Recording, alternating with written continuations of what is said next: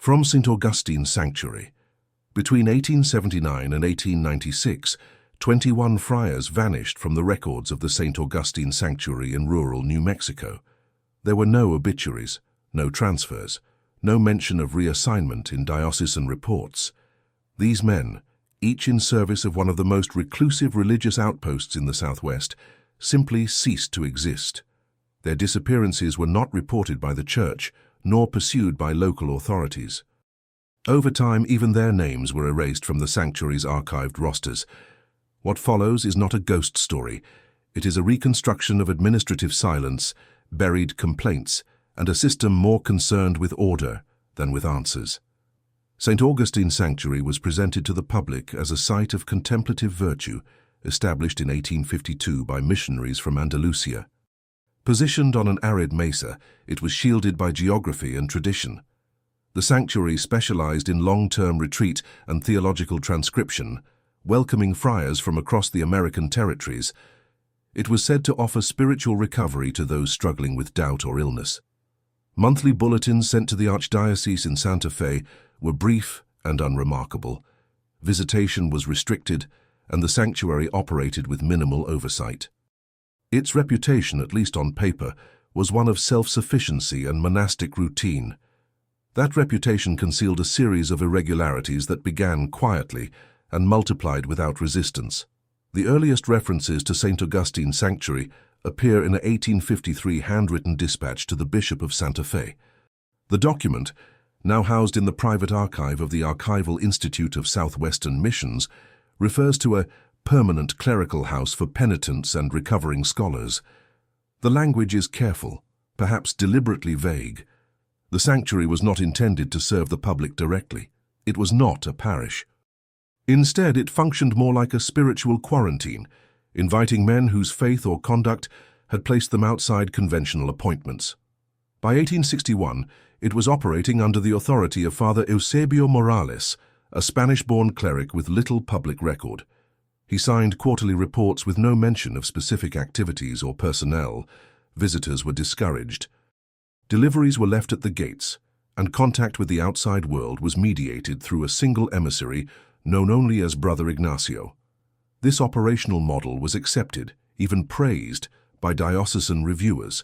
It minimized cost, it avoided scandal, and above all it kept difficult clergy out of sight. In the 1870 census, the sanctuary lists only 12 inhabitants, all men. Their names are recorded in abbreviated Latin, with no corresponding civil records. Most appear nowhere else in New Mexican census data. It is presumed that aliases were used to preserve clerical anonymity. The site's remoteness made verification unlikely. The mesa on which St. Augustine sat could only be reached by foot or mule along a barely maintained trail. There was no school, no infirmary, and no known burial ground. From the beginning, St. Augustine operated outside the typical accountability structures. This fact is often overlooked in modern retellings. There was no parishioner base, no revenue from public services. The sanctuary existed entirely on diocesan allocation and private Spanish donations. It published no sermons. It conducted no marriages or baptisms. Its purpose was containment, not outreach. This made it an attractive destination for clergy facing disciplinary review. At least 7 friars stationed at St. Augustine between 1855 and 1872 had been removed from previous appointments under unclear circumstances. Inquiries into their assignments stopped at the sanctuary gates. Letters requesting updates were often returned unopened, marked "Retreat in Progress." The implication was always the same. These men were undergoing spiritual correction, and interference would be sacrilegious. Still, among certain church officials, doubts began to accumulate. In 1874, an internal memo from an assistant to the Santa Fe bishop questions whether the isolation maintained by the sanctuary is proportionate to its mission. That memo was not circulated. It was filed and sealed, unread until 1982, when a graduate student stumbled upon it during a cataloging project. By then, the sanctuary had long since closed. One former novitiate, who had spent 2 months at the sanctuary in 1888 before requesting transfer, described the atmosphere as punitive, though no punishment was ever named. His report, submitted privately to a Franciscan supervisor in Arizona, references a silence that feels like surveillance and rituals with no liturgy. He left with no explanation and was reassigned to Denver, where he died 3 years later of pneumonia. His name was Rafael Losa. His experience remains one of the few first-hand accounts of life inside St. Augustine. By 1879, administrative logs list 23 permanent residents at the sanctuary. 2 years later, that number had fallen to 17, with no notation explaining the change. At first, this fluctuation drew little concern. Clerical populations shifted regularly, and the sanctuary was known for its lack of correspondence. But over the next 15 years, this pattern would intensify. It is important to recognize how normal everything appeared on paper. The sanctuary never missed a financial filing. Its land taxes were paid in full. Its reports, though minimal, were never late. To the archdiocese, this implied stability. Few questions were asked. Those who did inquire, mostly junior clerks or visiting missionaries, received polite but firm replies indicating that the friars were in contemplation or under spiritual supervision. There was no reason to believe otherwise.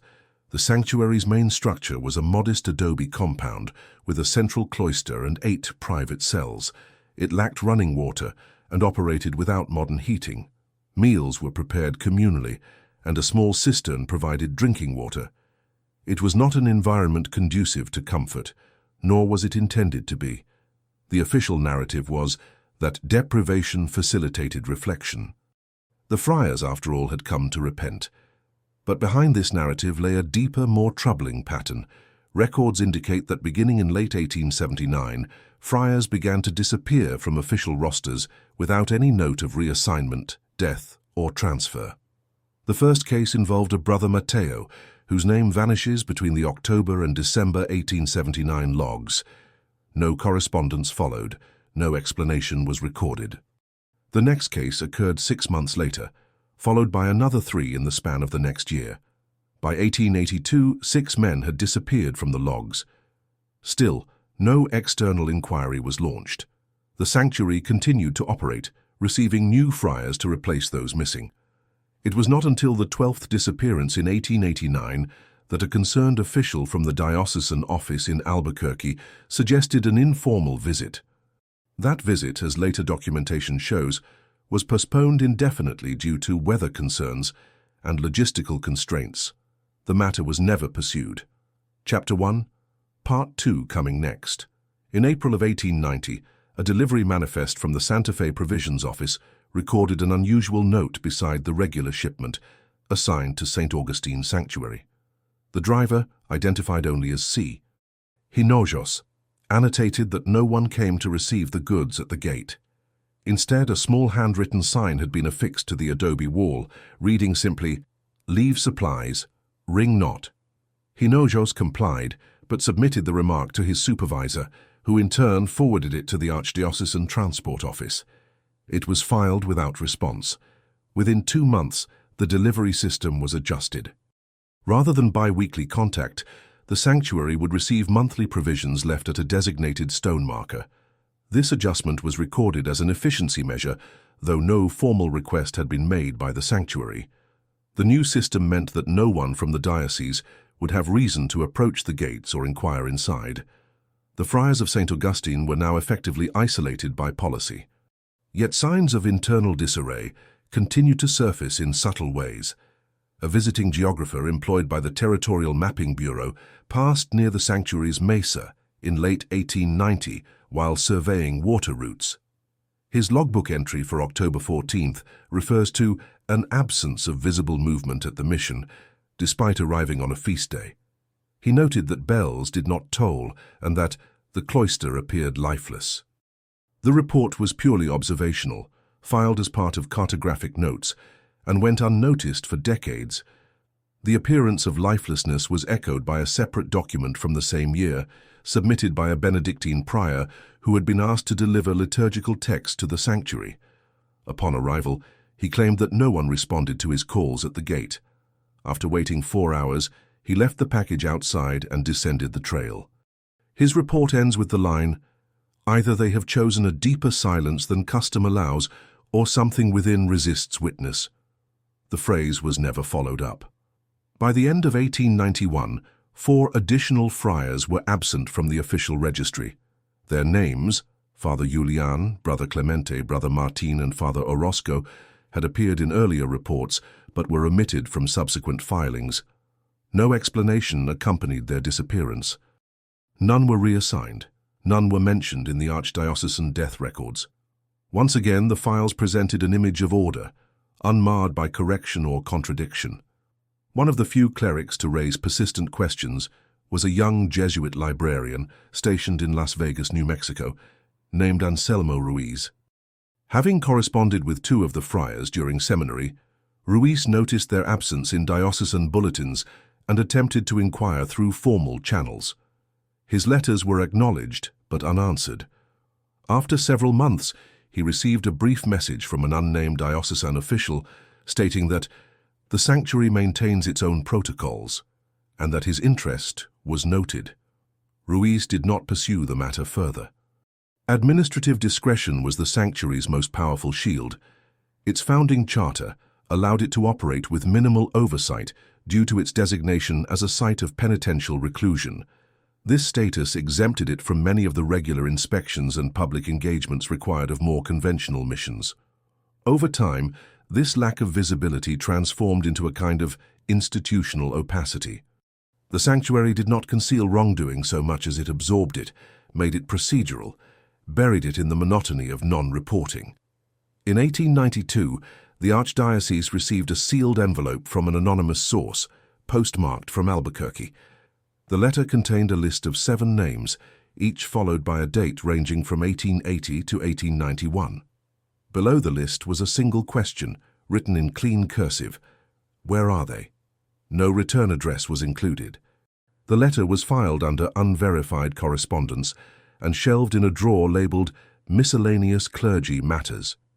It was discovered in 1971 by a clerical historian researching diocesan communications. By then, no one listed could be located. Despite this growing list of disappearances, the sanctuary remained untouched. There were no investigations, no inquiries. Its reputation was still defined by what it avoided rather than what it accomplished. For the faithful, it was a place where troubled friars found spiritual resolution. For the administration, it was a mechanism of removal.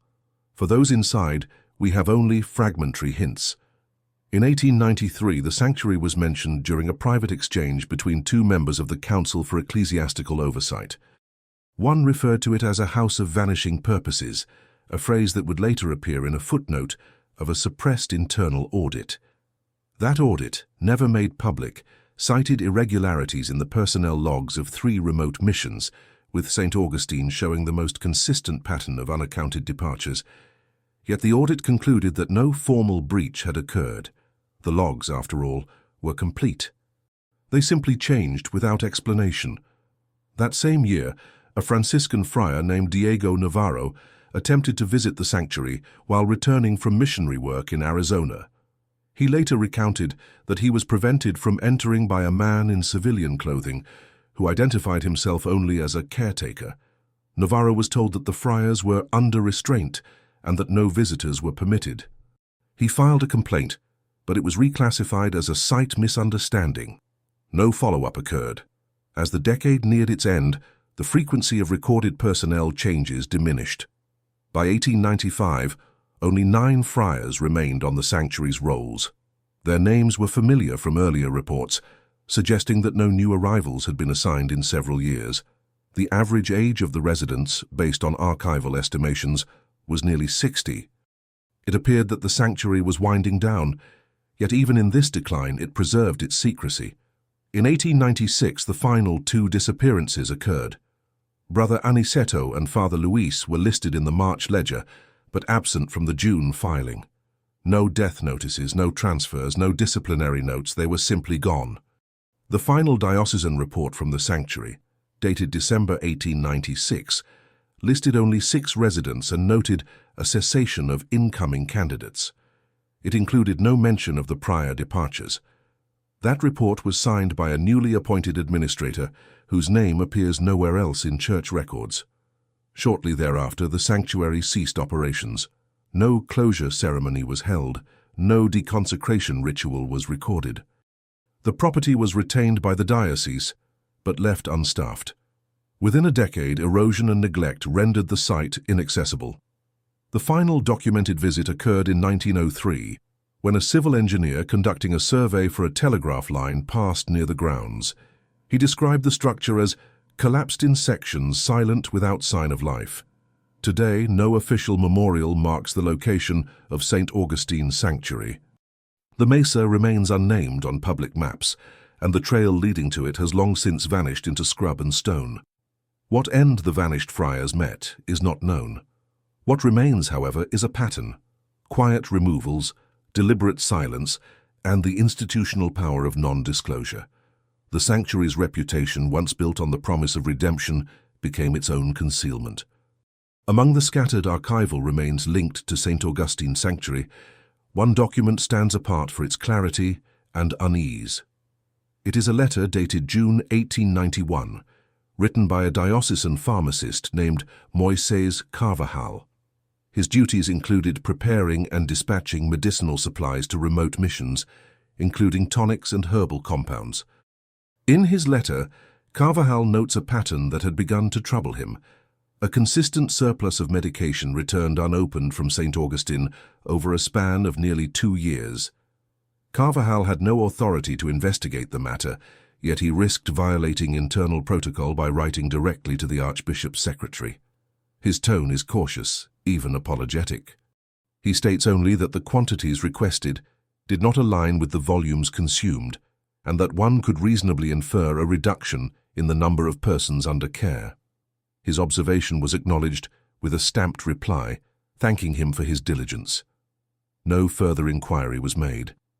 This early warning, couched in the polite language of clerical procedure, reflects the broader dynamic that surrounded the sanctuary. Suspicions were registered, then filed into inertia. The warning signs were neither subtle nor concealed. They were visible to those who looked, yet the system itself lacked the mechanisms, or perhaps the will, to interpret them as alarm. In early 1892, a routine postal clerk in Santa Fe began to flag a change in the sanctuary's correspondence patterns. Prior to that year, the mission had received letters addressed to individual friars, at least monthly. By March of 1892, this had nearly ceased. Fewer than 2 envelopes per quarter arrived, and none bore personal names. Instead, all were addressed simply to the custodian. The clerk, whose name has been lost to record decay, left marginal notes on several of the routing sheets. Addressee no longer listed, and recipient unknown. Hold. These notes accumulated, but led nowhere.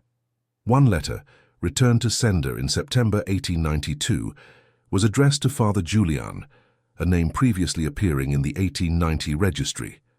The return address belonged to a convent school in Taos. The letter remains unopened in the diocesan file, preserved only because it was misfiled among financial correspondence and overlooked during a standard culling. Its contents are unknown, but the fact that it was never forwarded suggests that the name had already ceased to exist administratively.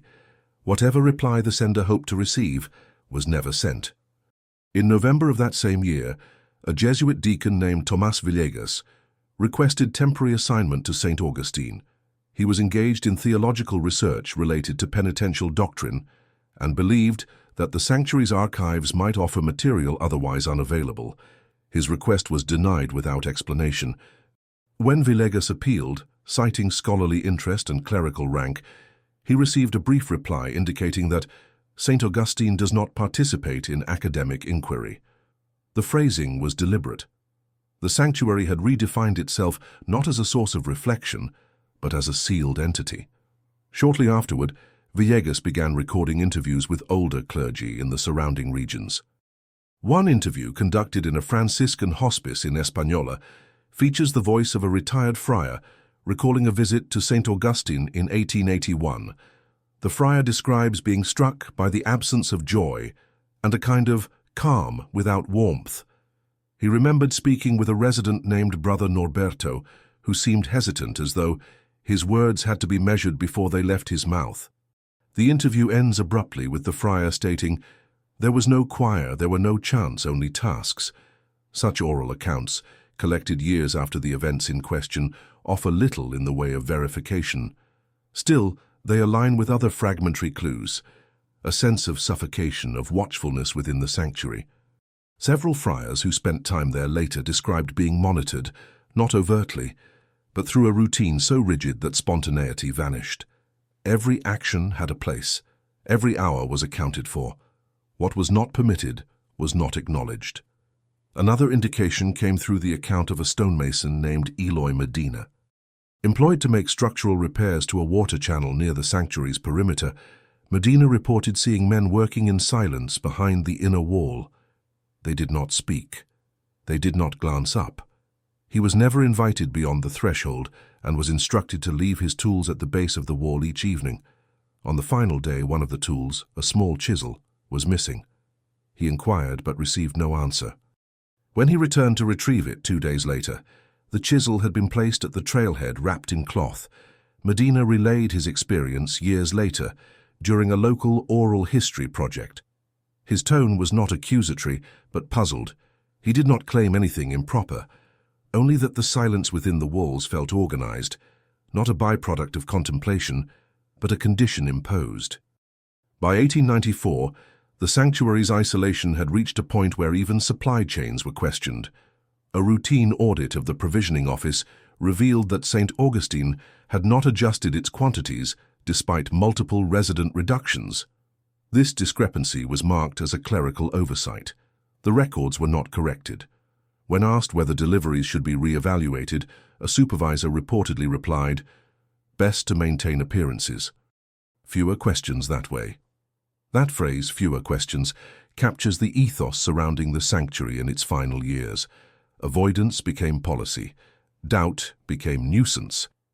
Each red flag raised was absorbed into a structure that prized order over truth. In one rare deviation, a junior clerk named Vicente Lerma filed an unsigned report noting that the sanctuary had not acknowledged reception of a sacramental shipment. The shipment included oils, liturgical cloth, and incense. It was standard practice for missions to confirm receipt within 30 days. No such confirmation was received. The package was never returned. Lerma's note concludes, "Assume contents received unless stated otherwise." This passive resolution was added to the file and, like so many others, left unanswered.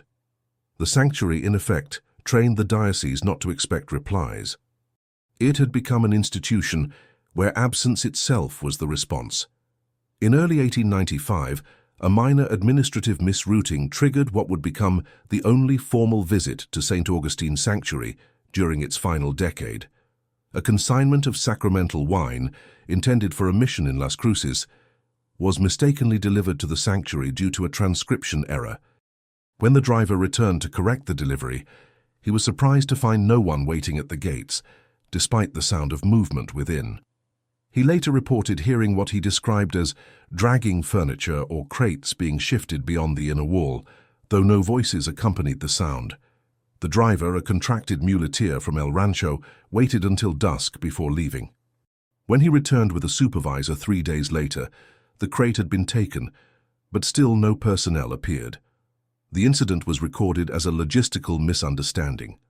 However, the supervising deacon who accompanied the return trip, Father Tadeo Huerta, later confided in a fellow cleric that he sensed the sanctuary was not operating under spiritual conditions, but under some other rule, unnamed and rigid. No formal report followed. At the same time, patterns in the sanctuary's supply consumption became increasingly erratic. Flour and grain requests remained steady, but textile and paper demands dwindled. Ink was no longer requested after mid-1894. Lighting oil orders ceased altogether in 1895.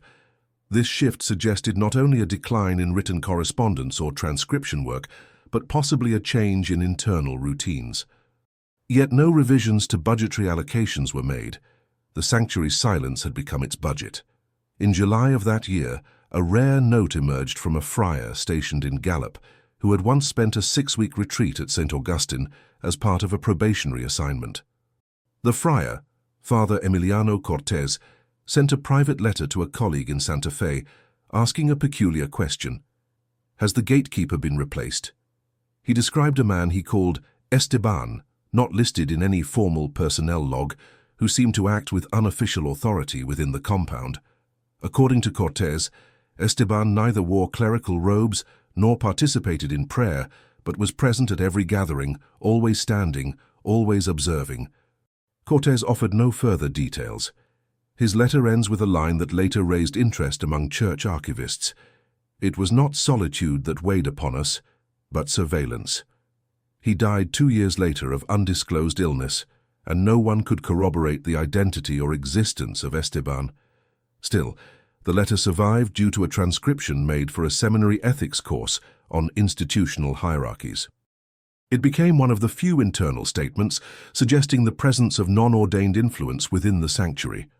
Further irregularities surfaced through indirect means. In the autumn of 1895, the diocese received a report from a merchant in Pecos who claimed to have seen sanctuary garments being worn by a group of laborers involved in railroad expansion. When questioned, the merchant clarified that the garments bore the same cross-stitched emblem unique to St. Augustine. No investigation was conducted, as no formal theft had been reported. The garments could have been discarded, or traded, or misidentified. Nonetheless, this account was later referenced in a memorandum prepared by a visiting ecclesiastical historian named Mariano Tijerina. Tijerina had long suspected that the sanctuary's records were altered post facto. He proposed, controversially, that names were removed not after Friars disappeared, but before. In his view, erasure was preemptive, a form of internal revision that eliminated clerical identity in advance of reassignment, confinement, or other undisclosed measures. Tijerina's theory was never adopted by diocesan historians, but it gained quiet traction among independent researchers. One of them, a former seminarian named Douglas Mathers, later published a monograph suggesting that the sanctuary operated a system of rotational silencing, wherein friars were periodically removed from liturgical roles and subjected to periods of non-recognition. This practice, while never officially verified, was said to leave no written trace because it treated presence as provisional. This may explain why so few internal complaints ever reached beyond the sanctuary walls. The system did not require compliance from those affected. It merely withdrew their status. Within such a structure, disappearance did not require departure. It only required non-reference. Her final indication of ignored warnings came in the form of a territorial census conflict. During the 1896 count, an enumerator tasked with covering religious holdings in the region arrived at the mesa to complete the population record. Upon reaching the sanctuary gate, he found a rusted latch and no signage. After waiting for several hours, he left a written notice under a stone requesting a head count and stating his intent to return in 3 days. When he did, the note was gone. No other reply awaited him. The enumerator, adhering to standard procedure, marked the sanctuary as inhabited unresponsive. He listed the population as 6, citing the most recent diocesan registry.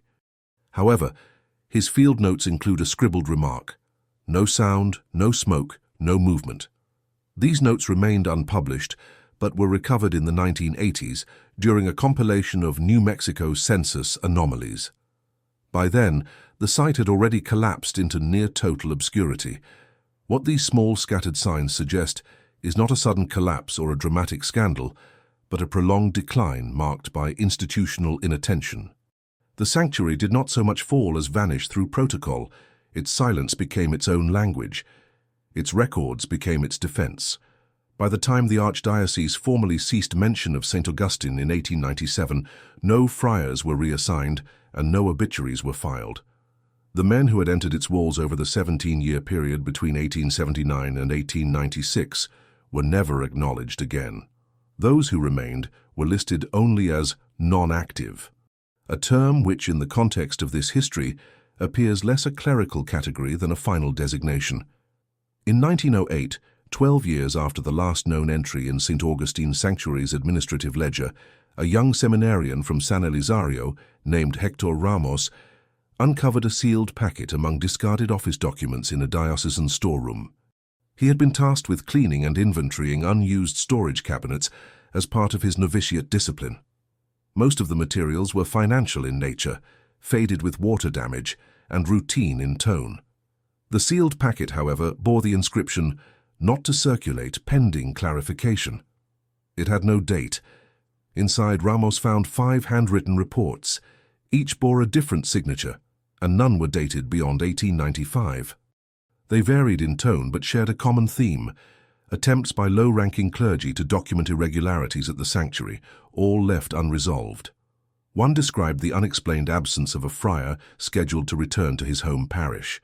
Another noted the growing absence of responses from sanctuary leadership, even when deliveries required signature.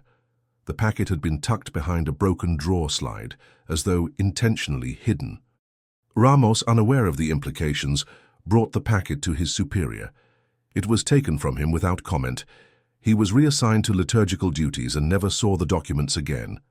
His brief journal entry, written the same evening, would later become the only surviving trace of the find. Decades later, as an elderly priest, he would speak vaguely of his suspicion that some things were buried not because they were forgotten, but because remembering them was not allowed. His recollection, verified through indirect sources, initiated the first informal investigation into the sanctuary's history. It was led not by church officials, but by a trio of academic researchers from a theological institute in Albuquerque. Beginning in 1911, they undertook a review of clerical absences and defunct missions throughout the New Mexico territory, compiling what they called a registry of incomplete appointments. Their focus broadened when they found that St. Augustine held more unmatched entries than any other facility. In time, their attention narrowed solely to the sanctuary. They were denied access to internal church personnel records, but they persisted by interviewing retired clergy and cross-referencing diocesan bulletins. Among their discoveries was a burial list from a neighboring mission in La Cienega that included the name of a brother Manuel S. listed as originally from Augustine, but with no year of transfer. The lack of a surname was unusual, and his appearance in an external burial record suggested informal reclassification. When the researchers inquired about cemetery logs, they found no corresponding grave marker. The friar had been recorded, but not located. Another lead came from an 1893 liturgical calendar listing St. Augustine as suspended from visitations until further notice. The phrase was brief and unexplained. No event was referenced. The researchers located a second version of the same calendar, printed months later, which removed the phrase altogether.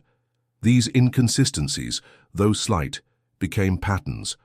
Words were added, then erased. Roles were listed, then omitted. No changes were ever justified. The investigation stalled until 1914, when a retired provisioning officer agreed to be interviewed under condition of anonymity. He had overseen supply chains to remote missions from 1887 to 1897 and had visited the sanctuary once in person. His account was tentative, marked by long pauses and revisions. He described a flattened quiet, unlike other retreat houses he had encountered. He recalled that the friars who greeted him did not introduce themselves and that one, whose eyes were downcast throughout the encounter, repeated the phrase, "We are obedient, not assigned." When asked his title, the phrase was unfamiliar. In canonical terminology, friars were always considered assigned to a post, even in penance. The notion of being present yet unassigned suggested a kind of administrative limbo. The provisioning officer said he did not question it at the time. Only later did it strike him as unusual. When he filed his delivery report, he included the observation, but it was crossed out in red ink before being archived. He never asked by whom. A parallel effort to locate physical remnants of the sanctuary site began in 1915, led by a cultural preservationist named Magdalena Ordóñez. Working with limited funds and little institutional support, she and 2 assistants mapped potential access routes based on archived transport logs. The mesa, no longer serviced by trails, could only be reached by foot.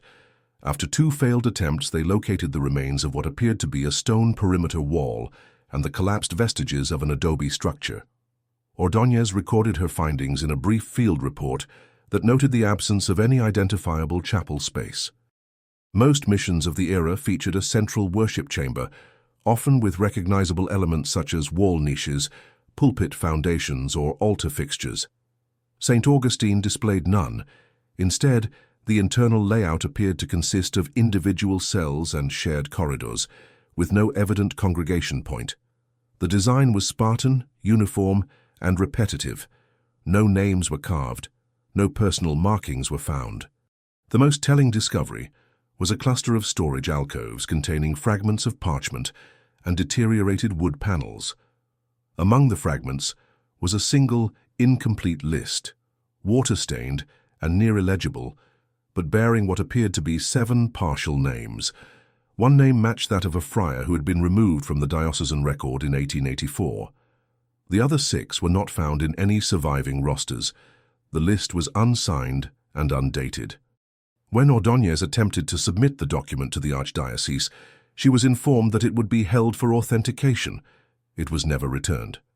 She later wrote to a colleague that certain silences are not accidents, but design. Her survey was quietly shelved, cited only in a regional footnote years later. By 1920, the researchers had assembled what they believed to be a reasonable estimate. 21 friars had vanished from the sanctuary over a period of 17 years, with no corresponding reassignments, deaths, or disciplinary outcomes. Their data, derived from indirect entries, missing persons logs, and regional testimony, was not definitive, but it was coherent. Each name had once appeared. Each name had later disappeared. Nothing had replaced them. The research group submitted their findings to the Historical Committee for the Territorial Church, expecting at minimum a request for clarification. Instead, the report was returned unread, with a single annotation on the cover page. Closure was complete, no further review required. The message was unsigned.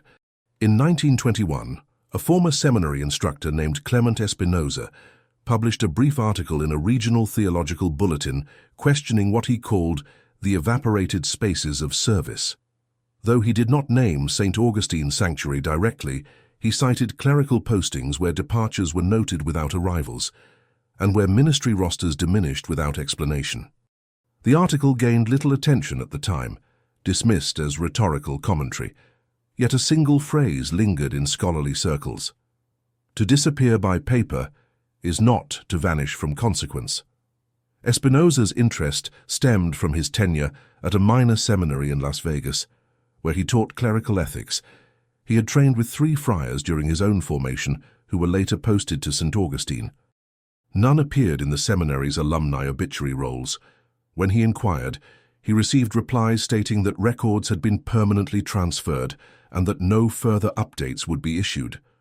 Espinosa grew cautious in his pursuit, aware that institutional memory sometimes became selective. He wrote that, "What the Church forgets, it forgets by design." That same year, a civic project initiated by the New Mexico Historical Survey funded a reassessment of abandoned religious sites. St. Augustine was included, not for its significance, but for the lack of surviving detail. The survey's task was modest: map the grounds, inventory remaining structures, and record any inscriptions. The lead surveyor, Bernal Cruz, found no legible texts. The cloister walls had collapsed further since Magdalena Ordóñez's earlier visit. Most rooms were filled with dust and stone. In the southeast quadrant of the compound, Cruz noted an anomaly: a square chamber, recessed and windowless, that did not appear on the architectural assumptions based on other missions of the period. Its doorframe was narrower than standard, and the interior walls had no hooks, shelving, or liturgical markings. The floor was compacted earth, uneven and darker than the surrounding rooms. Cruz speculated it had served a purpose unrelated to worship or residence. No conclusion was reached. When his report was submitted, a notation was added in clerical handwriting: unverified chamber, no ecclesiastical reference, possibly storage. This addition, inserted after the original document was signed, reframed the finding. The chamber was not mentioned again in subsequent surveys. Around the same time, a graduate student from the University of Colorado named Harriet North began compiling a database of irregular ordination pathways among Southwest dioceses. Her focus was on delay patterns between seminary completion and first appointments. Her data revealed that several friars assigned to St. Augustine had experienced unexplained intervals between their ordination and their sanctuary assignments. Some gaps spanned years. A few had no recorded activity in between. North hypothesized that these clerics had been subject to unofficial suspension prior to their retreat. She termed the phenomenon latent assignment, suggesting that certain friars existed administratively without being placed functionally. This theory, though speculative, was supported by her correspondence with a former diocesan archivist who admitted off-record that the sanctuary absorbed time. He did not elaborate. North's findings were later removed from the university's records following concerns raised by ecclesiastical reviewers. Her notes, however, were copied privately and distributed among a small group of independent religious historians. One such copy, now archived in a private collection in Santa Fe, includes marginalia speculating that St. Augustine had served as a final post of deferral, where time passed but position did not progress. In 1923, a visitor to the ruins, a linguistics professor traveling through New Mexico, discovered remnants of etched symbols inside one of the remaining corridors. Unlike decorative carvings found in older missions, these symbols did not conform to Latin iconography or biblical motifs. They were geometric, repetitive, and shallow, as though scratched into plaster without ceremonial intent. Photographs taken at the site were later analyzed, but found inconclusive. A consultant from the university classified the markings as non-liturgical, possibly incidental. Years later, a retired missionary would identify similar markings in a now-abandoned rectory outside Galena, raising questions about whether such symbols were part of a non-standard monastic routine. The connection, if any, was never formally investigated. By the mid-1920s, interest in the sanctuary had subsided again. Its absence from diocesan discourse was nearly complete. No commemorative masses were held. No former affiliates spoke publicly. Yet the pattern of silence itself began to be seen as its legacy. Not what was said, but how long nothing had been said. Then, in 1927, a thin ledger was donated to a regional historical society by the family of a deceased deacon. The volume, kept in personal storage since 1901, appeared to be a travel log. Among its entries was a brief passage titled simply, Sanctuary, Autumn, 1896. The handwriting was precise, the ink faded. It recounted a delivery trip in which the deacon, traveling with a mule team, was instructed not to approach the main gate. Instead, a white cloth was to be draped over a nearby post as a signal. The account details the appearance of a single figure from within the sanctuary, hooded and silent, who retrieved the supplies and disappeared again. The deacon described waiting for a sign of acknowledgement. None came. When he approached the compound perimeter later that evening, he noted that the sanctuary's chapel window had been boarded from the inside. He wrote, "No light, no scent of fire. It does not feel lived in." This was 3 months before the final personnel record. The log, though brief, offers rare specificity. It confirms that protocols had shifted entirely to indirect exchange. No conversation, no confirmation. Even basic liturgical elements, light, warmth, prayer, had receded. The sanctuary at that point was functioning without engagement. Its purpose, if any remained, was inward and unspoken. Taken together, these traces, the altered documents, the erased postings, the mute protocols, construct not a scandal, but a disappearance by design. There was no breach, only omission, no rupture, only gradual retreat into silence until silence itself became function. In 1943, a traveling journalist named Roger Devlin passed through northern New Mexico while compiling material for a serialized report on neglected ecclesiastical structures in the American Southwest. His focus was architectural. He intended to document abandoned churches, sanctuaries, and monasteries that had fallen out of use. St. Augustine Sanctuary was not listed in any of his preliminary sources. He found it referenced only in a passing comment from a local teacher in Las Trampas, who recalled a ruin up the high ridge with no name anymore. Devlin located the site after 2 days of navigating disused mule trails. By then, the remaining walls had degraded into partial contours. He described what he saw in a small notebook. No roof, one arch intact, steps to nothing, rooms shaped but unenterable. He noted signs of former structure but little to anchor narrative. There were no grave markers, no signage, no path that indicated visitors had returned since the original abandonment. Still, what caught Devlin's attention was not the ruin itself, but a small pile of stones in the northwest quadrant, arranged in a deliberate circle. At the center was a rusted box, roughly the size of a hymn book, corroded shut. He did not force it open. Instead, he photographed it and marked the location. When he submitted his images to the Regional Historical Bureau, he received no reply. His notebook and photographs were filed among his other field materials and remained untouched for decades. It wasn't until 1979, when a graduate student named Amparo Ledesma reviewed Devlin's archives for a thesis on ecclesiastical journalism, that the photograph was recognized as depicting the outer grounds of St. Augustine. The box's location corresponded with the site of the former chapel. Ledesma sought permission to revisit the area, but was denied access due to land use restrictions following a land trust acquisition in 1964. The mesa had become part of a conservation buffer, with no development or survey permitted. Ledesma continued her work through indirect means. She interviewed members of the surrounding communities, piecing together fragments of oral history. One elder recalled that children were once warned not to go near the mesa, not because it was dangerous, but because they had closed it from memory. Another spoke of a family relative who had worked as a mule guide during the late years of the sanctuary's operation, and who remembered leaving parcels without names, only with initials. Though anecdotal, these recollections aligned with the institutional withdrawal that had defined the sanctuary's final years.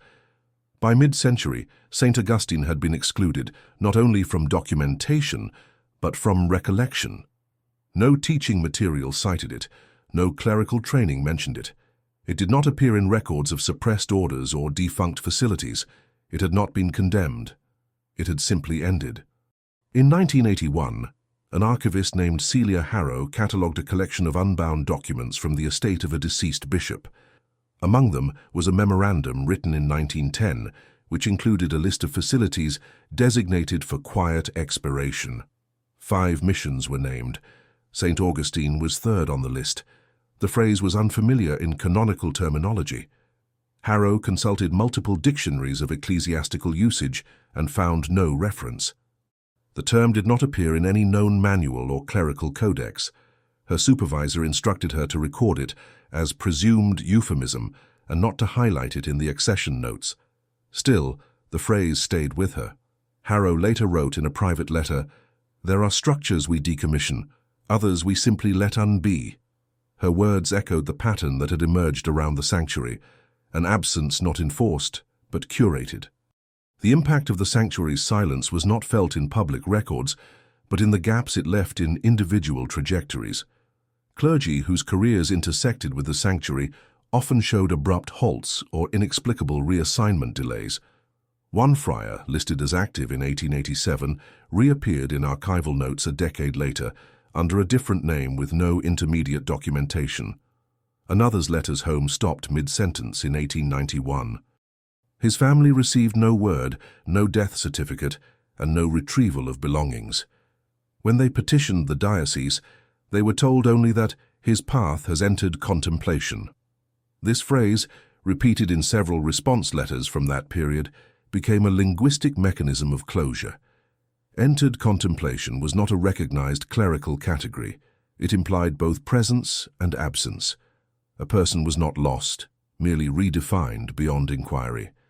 In the 1990s, when digital archiving initiatives swept through southwestern dioceses, St. Augustine's records presented a unique problem. Most of its personnel files were already incomplete, dates were approximate, names were abbreviated or Latinized. When entered into digital systems, the sanctuary triggered numerous errors, missing end dates, unmatched transfer codes, individuals without conclusion. A technician working on the project noted in his internal report, This is a data field that empties without resolve. It accepts input but returns no result. The system could not reconcile what had been started but never finished. No digital trail emerged, no obituaries, no commemorative liturgies, no announcements of dissolution. This was perhaps the final legacy of the sanctuary. Not just that its friars disappeared, but that the structure itself dissolved in such a way that even its absence could not be confirmed. In 2002, a retired clerical administrator named Owen Delgado donated a collection of personal records to a religious heritage foundation in Santa Fe. Among the materials was a slim folio titled Supplementary Corrections, Regional Vocational Anomalies. The document had no issuing body, no stamps and no signature. Its format mimicked official diocesan memos, but it lacked the formal structure typically used for personnel records. The folio contained a list of names, each followed by a year, a sanctuary reference and a closing notation. Status resolved. 14 of the names matched individuals previously listed in earlier rosters for St. Augustine. The years spanned 1880 to 1895. None of the entries contained an explanation. Status resolved did not correspond to any known clerical code or administrative category. It was not used in canonical law. Delgado had made no mention of the document during his life. His handwritten note inside the folio's front cover read only, "Included here for context, no recall of origin." The folio was sent to a linguistics analyst for stylistic review. The phrasing suggested that the entries were made by more than one hand, and possibly over different years. Yet the uniformity of the closing line across all entries indicated a shared directive, not a conclusion, but a label placed where inquiry might otherwise begin. That same year, a satellite survey of the mesa where the sanctuary once stood revealed no remaining superstructures. Time and erosion had erased most of the original layout. Only soil compression indicated former foundations. A rectangular depression, consistent with the proportions of a cloister, was visible in infrared. No grave plots or marked remains were detected. Attempts to excavate were denied by the Land Trust Board. The mesa was classified as protected terrain due to its fragile ecosystem and cultural sensitivity. Public access remained prohibited. Researchers continued through secondary materials. In 2006, a compilation of regional missives was digitized by the New Mexico Ecclesiastical Correspondence Project. Within it, a brief letter surfaced, addressed to an unnamed provincial director and dated February 1897. It read, "The walls no longer contain obligation. Let the structure fade." The author's name was blurred by ink bleed. The phrase, "contain obligation," was unique among surviving records. It suggested that the sanctuary had been viewed not just as a site of retreat, but as a space of containment. The letter did not specify of what. By 2010, academic interest in the sanctuary had returned quietly, mostly among independent scholars focused on the mechanisms of bureaucratic silence. A symposium at a Denver Theological Institute included a presentation titled "Where Absence Becomes Method, St. Augustine as Clerical Nullity." The presenter, Father Roderick Nielsen, argued that the sanctuary represented a form of institutional forgetting, practiced not through denial, but through structure. To fail to record, he said, is not a failure. It is a method of control. His remarks drew limited public reaction. The presentation was archived but never cited in diocesan publications. Privately, several attendees raised concerns about how the topic might influence perceptions of similar facilities. One bishop remarked that history has many rooms we do not reopen. In 2014, the diocese issued a commemorative book for its sesquicentennial. The publication included historical sketches of all major institutions, including orphanages, retreat houses, and early missions.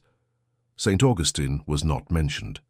When asked about the omission, the editor stated that only active or formally closed institutions had been considered. If it didn't conclude, he said, we had nothing to write. This final remark encapsulated what had long governed the sanctuary's legacy. In the absence of a formal end, there was nothing to recall. No closure meant no record meant no history.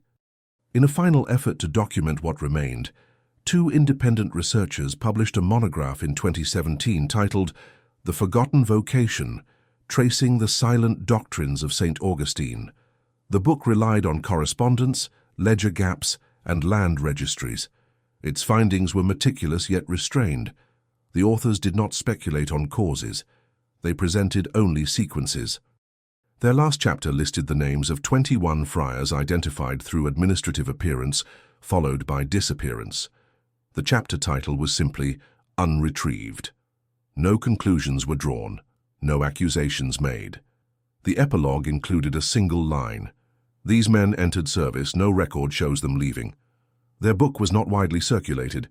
It sold fewer than 200 copies. Yet among those who read it, the most recurring sentiment was not outrage, but a quiet discomfort. The story it told was not dramatic, but insistent, not violent, but irreversible. Today, the site remains unmarked. Visitors are discouraged. The trail is no longer mapped. In local law, the mesa is called La Banca Silenciosa, the quiet bench. Children are told not to climb it, not because of danger, but because it is where the church said nothing. If this story impacted you, if you stayed until the end, it's because you feel these hidden truths also need to be exposed. So leave in the comments the city you're watching from. This way we can see how far these stories are reaching, and subscribe to the channel. There are many other cases the world tried to forget, but we insist on remembering.